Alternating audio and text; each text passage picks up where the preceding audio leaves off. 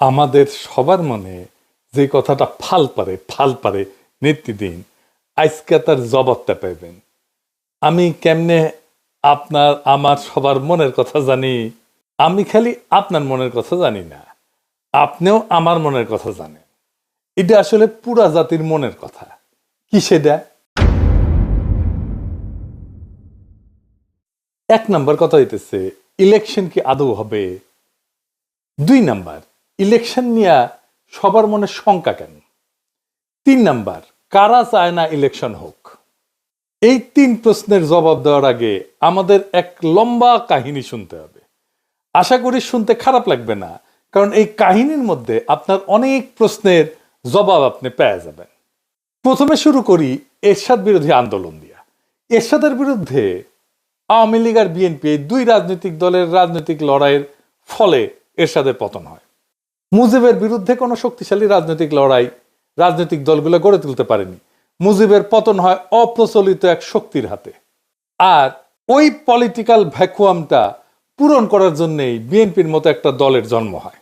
তখন এমন কোনো রাজনৈতিক দল ছিল না যে ওই পলিটিক্যাল ভ্যাকুয়ামটা পূরণ করতে পারে। হাসিনাকেও কোনো রাজনৈতিক দল উৎখাত করতে পারেনি।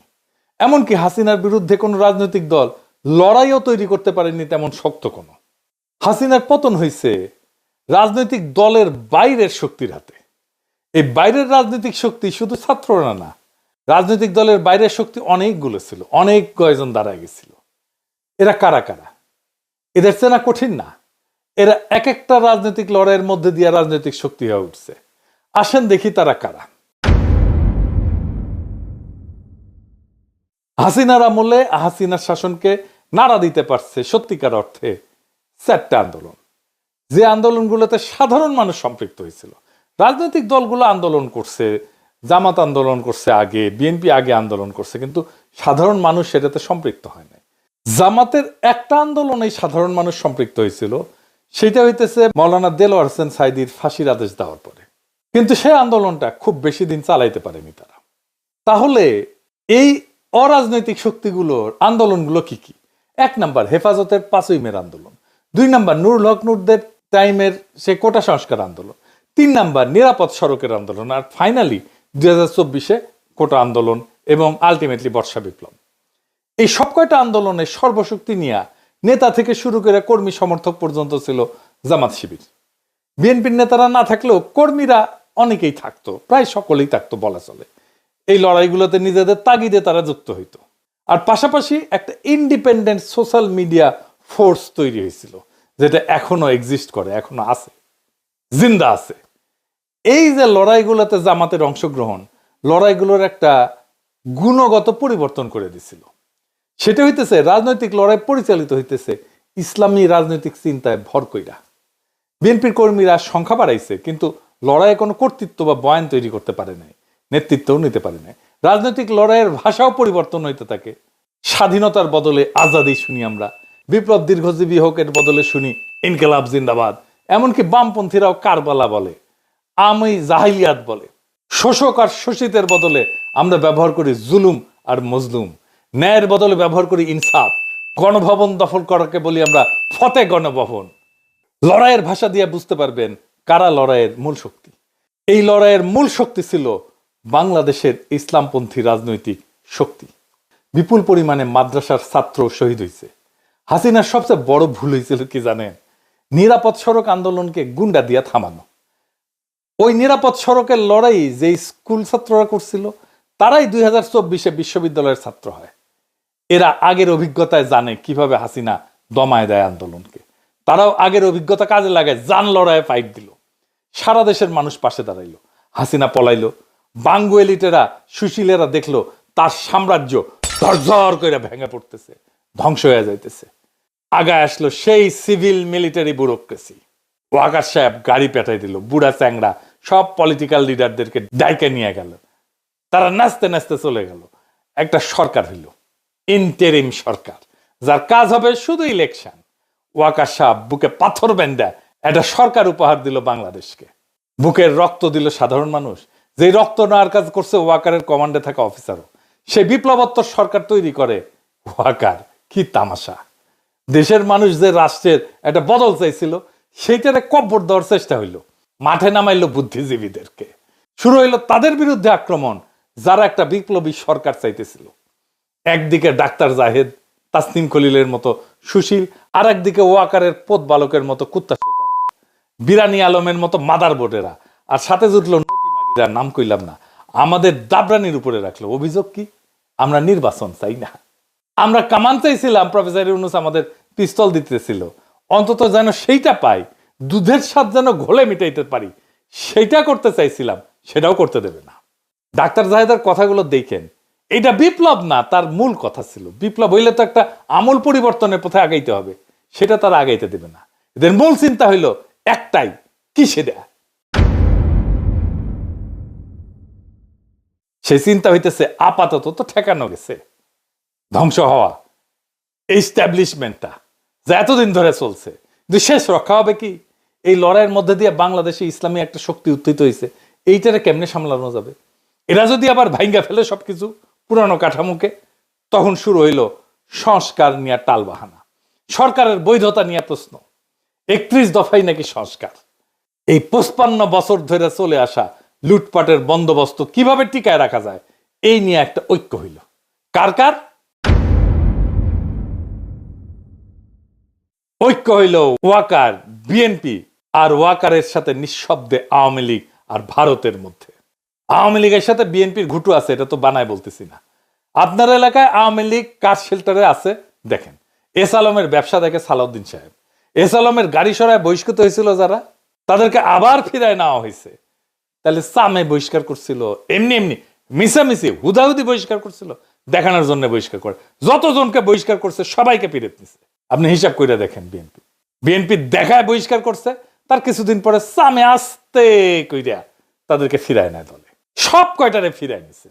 দেখেন ওদেরকে আবার ফিরে নিছে, ওকে আবার নমিনেশনও দেওয়া হয়েছে। বিএনপি তারেক রহমানের সাথে লন্ডনে গিয়ে দেখা করে। এইসব স্থগিতাদেশ, বহিষ্কার সব লোক দেখানো কাজ। ফজা পাগলার তো প্রাথমিক সদস্য পদ স্থগিত হয়েছে, অগাস্ট মাসে স্থগিত করছে 3 মাসের জন্য। তো তাইলে নমিনেশন পাই কিভাবে? ওর তো সদস্য পদই নাই। আর একটা মজা দেখায়, বিএনপির একটা নীতি নিছিল, এক পরিবার এক প্রার্থী। যে দেখেন, মানে এক পরিবার থেকে একজনই প্রার্থী হবে। খন্দকার মোশাররফ এসে গর্ব করে কইছেন, দেখেছেন আমরা এক পরিবার থেকে একজনের বেশি প্রার্থী দেই নাই। হ্যাঁ তাই তো, এক পরিবার থেকে তো একজনের বেশি প্রার্থী দেন নাই তো, তাই না? তারেক রহমানের পরিবার থেকে তো 2 জন প্রার্থী, তারেক রহমান আর বেগম খালেদা জিয়া। মানে নীতি সবার জন্য, ওনাদের জন্য না, তাই না? ওনারা নীতির উপরে, হুদাই নীতি কথা তাইলে কর দরকার আছে? এর মধ্যে বিএনপি প্রফেসর ইউনূসের সরকারে কাউরে কাউরে তার কোলে নিয়ে নিছে, যেন তারা একসাথে এই সিস্টেমটাকে টিকায় রাখতে পারে। এতদিন তারা মোটামুটি খোশ মেজাজেই ছিল, কিন্তু সব হিসাব তাদের পাল্টে গেল। একটা ভয় তাদের তারায় ফেরতেছে সেই দিন থেকে, বিরাট একটা ভয়। কি সেই ভয়? আর কেন তাদেরকে তারায় ফেরতেছে, আর কোন দিন থেকে তারা ভয় পাইতেছে, সেই জিনিসটা আসেন বুঝে দেখি। গত 20 বছরে যারা ভোটার হয়েছে, তারা কারে ভোট দিবে জানেন? জানেন না তো, আমরা কেউই জানি না। বিএনপি কে যে ভোট দিবে না এটা তো জানা গেছে, ছাত্র সংসদ নির্বাচনে দেখা গেছে তরুণেরা ভোট দিতেছে বিএনপি কেনা। বিএনপি থার্ড হয়েছে বেশিরভাগ জায়গায়। আগে তো টাকা দিয়া ভোট কেনা যাইতো, গুন্ডার হুন্ডা দিয়া কেন্দ্র দখল করা যাইতো। এটা কি আবার করা যাবে? যাবে না, ওরাও নিশ্চিত না। আগে মনে করেছিল ইলেকশন দিলে তো বিএনপি জিতে যাবে, তাই রে নাই রে না, এখন সেই কনফিডেন্স আর নাই। কনফিডেন্স থাকলে জাস্টিস শাহাবুদ্দিনের 91 ইলেকশনের মতো একটা ইলেকশন করে ফেলতো, সবকিছু ঠিক আছে। এরশাদ নাই, বাকি সব ঠিক আছে, তাই হইতো। ওইটা করলে একটা মোটামুটি ফেয়ার ইলেকশন দিত। যদিও ফেয়ার ইলেকশন দিলে 91 মতো চমক আসতে পারে। 91 কি হয়েছিল জানেন? আর্মি, প্রশাসন, পুলিশ, ব্যুরোক্রেসি, এমনকি বিএনপিও মনে করেছিল আওয়ামী লীগ ক্ষমতা আসবে। ক্ষমতা আসলো বিএনপি। ওই একই অবস্থা হবে এবার। আর্মি তো বিএনপির সাপোর্ট দিতেছে, ওয়াকার দিতেছে, প্রফেসর ইউনূসের সরকারের কিছু উপদেষ্টাও কাজ করতেছে বিএনপির জন্য। কিছু যে ভিড়িছে, বিএনপি কইছে আপনাকে রাখবো আমরা পরের সরকারে, আর আনন্দে চলে গেছে আর কি। জামাত মনে করে যে বিএনপি ক্ষমতা আসতেছে, কিন্তু ডিপ স্টেট এটা মনে করে না। তারা সেই জন্য 2008 সালের নির্বাচনের মতো ব্যবস্থা করতে যাচ্ছে, যেখানে সুনিপুণ ভাবে গোয়েন্দা সংস্থা নিয়ন্ত্রিত একটা ইলেকশন হবে। বিএনপির সাথে ওয়াকার আছে, কিন্তু ব্যুরোক্রেসি পুলিশের পুরোটা নাই। এটাই বিএনপির মাথা ব্যথা, ওয়াকারেরও মাথা ব্যথা। প্রফেসর ইউনূসের বেশ কিছু উপদেষ্টা কবজা করে ফেলছে। তাই বিএনপি প্রশাসন আর পুলিশ আর ব্যুরোক্রেসিকে কিভাবে কবজা করা যায় এই ঘুটু করিচ্ছে। প্রফেসর ইউনূসের কাছে খালি ধর্ণা দিচ্ছে। জামাত কি বুঝবার পারিচ্ছে যে এরকম একটা নির্বাচনের পায়তারা চলিচ্ছে? 2008 সালে কিন্তু বিএনপি বুঝতে পারে নাই, এমনকি জামাতও বুঝতে পারে নাই এমন ইলেকশন একটা হইতেছে। অনেকে মানা করছিল কিন্তু বিএনপিকে ওই নির্বাচনে না যাইতে, যেমন ফরহাদ মজার ভাই কইছিলেন। এটা ফরহাদ মজার আমাকে নিজেই কইছেন। এইবার জামাত আগে থেকে সতর্ক। তাই দেখেন জামাতের বিরুদ্ধে কামান দাগানো ইতিমধ্যেই শুরু হয়েছে। জামাত নাকি নির্বাচনই চায় না, মানে শিবির যেটি নির্বাচন করেছে সেটি তো জিতিচ্ছে। জামাতের অবস্থা আপনারা জানেন, জামাতের তো অবস্থা খারাপ না, জামাতের জনপ্রিয়তা বাড়ছে। না, জামাত কেন নির্বাচন চাইবে না? বুঝতে পারতেছেন তো কে কেন কোন কথা কইতেছে? জামাত যদি মাঠ ফাঁকা মাঠ ছাইরা না দেয়, ছাইরা দেওয়ার সম্ভাবনা কম, তাইলে একটা ভয়ঙ্কর সংঘাতময় নির্বাচন হবে। কার কার মধ্যে সংঘাত হবে? যারা একটা পাতানো নির্বাচন করতে চাইতেছে আর যারা নির্বাচনে বিজয়ী হইতে চায়, জনগণের যাদের সমর্থন আছে। প্রফেসর ইউনূস বলছেন একটা সুন্দর নির্বাচন উপহার দিতে চান। যদি তাই চান তাহলে গোয়েন্দা সংস্থার এই পরিকল্পনা যেন বাস্তবায়ন করতে না পারে সেই ব্যবস্থা প্রফেসর ইউনূসকে করতে হবে। কোন রাজনৈতিক দলের আবদারে চাপে প্রশাসনে বা পুলিশে কোনো পরিবর্তন করবেন না। আপনার নিরাপত্তা উপদেষ্টা নাকি পুলিশেও নাক গলাইতেছে, শোনা যাইতেছে ওনার সাথে নাকি তারেক রহমানের বরাবর হয়েছে, সিস্টেম হয়েছে। সেই জন্য তার বিরুদ্ধে বিএনপি নীরব হয়ে গেছে। আগে দেখেছিলেন না, একসময় মনে হয়েছিল খলিলুর রহমানকে তো না সরাইলে মুখ ধোবো না, ভাত খাবো না, ঘুম যাবো না আজকে রাতে, এটাই করছিল বিএনপি। এখন সব কিছু শান্ত, ঠান্ডা, পুকুরের মতো শান্ত। খলিলুর রহমান এখন তাদের সমস্যা না। ক্ষমতা একটা আশ্চর্য জিনিস, বুঝছাও? কত মানুষকে পাল্টায় যেতে দেখলেন। কখনো যদি আমাক দেখেন ক্ষমতার কাছাকাছি দৌড় মারিচ্ছি, পিছে থেকে টেনে ধরে রাখবেন, খিচ্চা টেনে ধরে রাখবেন যেন উঠে যাবেন না পারি। যাই হোক, বাংলাদেশের দুর্ভাগ্য হইতেছে মুষ্টিমেয় এলিট সংখ্যাগুরু মানুষকে শাসন করে সব সময়। আর সংখ্যাগুরু মানুষ এই এলিটদেরকে উৎখাত করার জন্য রক্ত দেয়, তারপর আবার বুঝাই টুজাই আবার এলিটরা এসে বসে পড়ে। এই ব্যবস্থাকে উৎখাত করার সুযোগ এসেছিল 5ই আগস্টে, আমরা হারাইছি সেই সুযোগ। সামনে নির্বাচনে যদি সিস্টেম করে জিতায় দেওয়ার চেষ্টা করা হয় তাহলে বিপ্লবের যেটুকু অবশিষ্ট আছে না, তা ধ্বংস হয়ে যাবে। এখন আপনাদের কাছে প্রশ্ন, এই বিপ্লবকে কি ধ্বংস হইতে দিবেন? তবে এখন সময় কেবল অভিযোগ বা হতাশার না। আমি হতাশ হইতে নিষেধ করি।